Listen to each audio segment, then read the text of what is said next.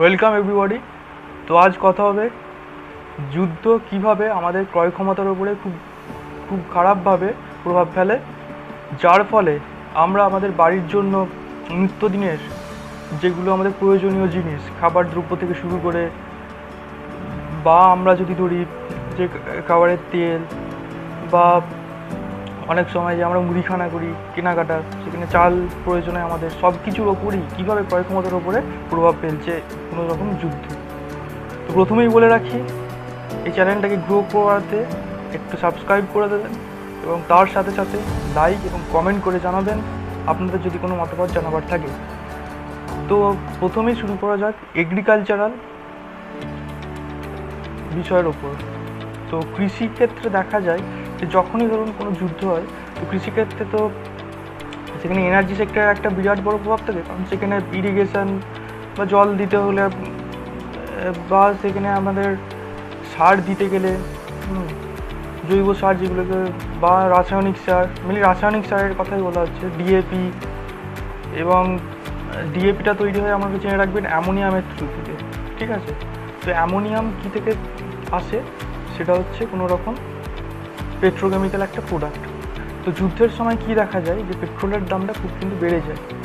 পেট্রোলের দাম বেড়ে গেলে যেগুলো পেট্রোকেমিক্যাল প্রোডাক্ট থাকবে সেগুলোরও দাম বাড়বে, এবং ডিএপি যেহেতু তৈরি হয় একটা পেট্রোকেমিক্যাল খাবার, তো ডিওপিরও কিন্তু দামটা বেড়ে যাচ্ছে তার কারণে।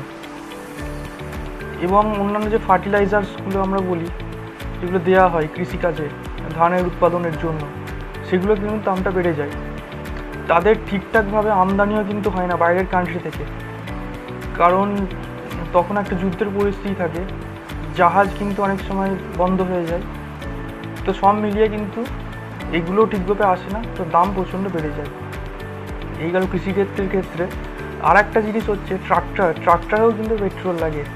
তো মাঠকে যখন চাষ করবে তখন একটা ট্রাক্টরের ভূমিকাও থাকে, তো সেখানেও তার কিন্তু একটা খরচা বাড়ে। এছাড়াও অন্যান্য ক্ষেত্রে যখন কোনো রকম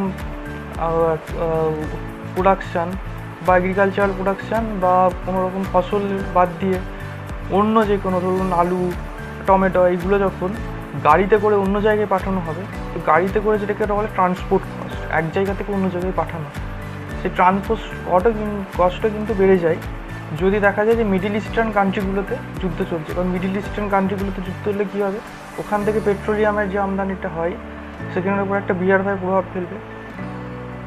তো এই হলো একটা দিক, মানে আমরা দেখলাম এগ্রিকালচারাল বা অন্যান্য যেই জিনিসগুলোকে আমরা চাষ করি, ফসল, এগুলোর ওপরে। তো এবারে তখন দেখা যাচ্ছে যে আমরা যে ফসল কৃষকেরা চাষ করছে, এটার দামটা কিন্তু মার্কেটের উপরে পড়ছে। তো যখন একটা ক্রেতা, রিটেলার মার্কেটে যাচ্ছে জিনিস কিনতে, টমেটো বা আলু, সেই দামটা কিন্তু তারা ভালোভাবে বুঝতে পারছে, ফিল করতে পারছে। তো যুদ্ধ হলে এই সমস্যাটা কিন্তু থাকবেই। তারপরে আসা যাক যেগুলো হচ্ছে আমরা বলি প্যাকেট আইটেমস।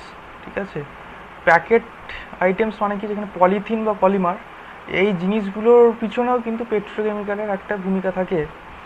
তো প্যাকেজিং কস্ট যেগুলোকে বলি, ধরুন আমরা একটা বিস্কুট প্যাকেট বা অন্যান্য যেগুলো প্যাকেটের মধ্যে খাবারগুলো পাওয়া যায়, সেই প্যাকেজিং কস্টটা কিন্তু আপনারা বুঝতে পারবেন। তো রিসেন্টলি একটা নিউজ দেখবেন, কয়েক মাস আগে দিয়েছিল, যে প্যাকেজিং কস্ট পার্লেজির একটা, যেটা 50 গ্রামেরটা 45 গ্রাম, এরকম কিছু একটা গ্রামটায় ওরা কমিয়ে দিয়েছিল পার্লেজিতে প্যাকেটে। তো এইগুলোও কিন্তু হয়।